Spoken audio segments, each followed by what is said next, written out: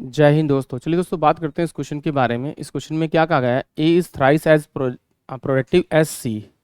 मतलब मुझे यहाँ पर दिया हुआ है कि भाई जो ए जो है वो सी से 3 गुना काम करता है, यानी कि सी जो है एक दिन में 1 यूनिट काम करेगा, तो एक दिन में ए जो है वो 3 यूनिट काम करेगा, यानी कि ये मुझे वर्क एफिशिएंसी दे रखी है।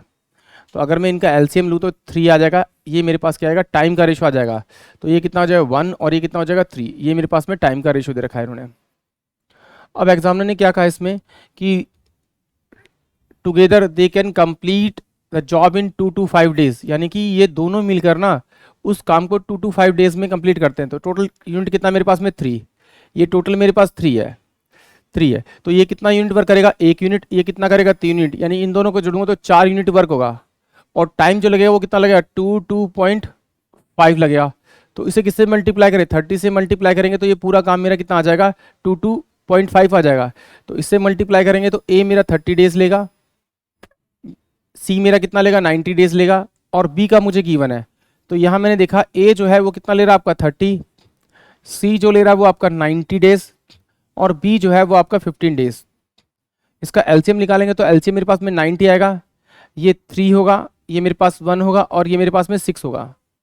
अब देखते हैं एग्जामिनर ने क्या कहा कि भाई दोनों ने साथ में काम तो किया, but if join them after have work for 15 days. मतलब क्या कहा इसने कि ए जो है वो थ्राइस एफिशिएंट तो है, बट दोनों ने साथ में काम शुरू कर दिया, और काम जैसे ही उन्होंने 15 डेज कंप्लीट किया उसके बाद में उन्होंने बी को भी ज्वाइन कर लिया।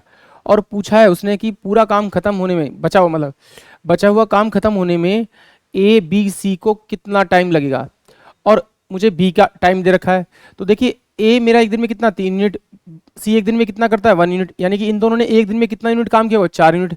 तो इन्होंने साथ में कितने दिन तक काम किया 15 दिन तक। तो टोटल यूनिट काम कितना किया 60। तो 60 अगर इसमें से माइनस करूंगा तो रिमेनिंग कितना बचेगा मेरा 30। ये जो रिमेनिंग वर्क इसने करने के लिए कहा है, किसको, तीनों को करने के लिए कहा है। तो ए मेरा 3 यूनिट, सी मेरा 1 यूनिट, और मेरा जो बी मेरा 6 यूनिट। तो इनको जोड़ूंगा तो टोटल कितना होगा 10 यूनिट। तो यानी कि ये तीनों मिलके एक दिन में 10 यूनिट काम करते हैं। तो इसे डिवाइड करूंगा तो 3 डेज में ये तीनों मिलके बचा हुआ काम, रेस्ट ऑफ जो वर्क है वो कंप्लीट करने में लेंगे। यानी कि ऑप्शन जो बी होगा वो इस क्वेश्चन का करेक्ट होगा। आई होप आप सभी को क्वेश्चन समझ में आया होगा। जय हिंद, जय भारत।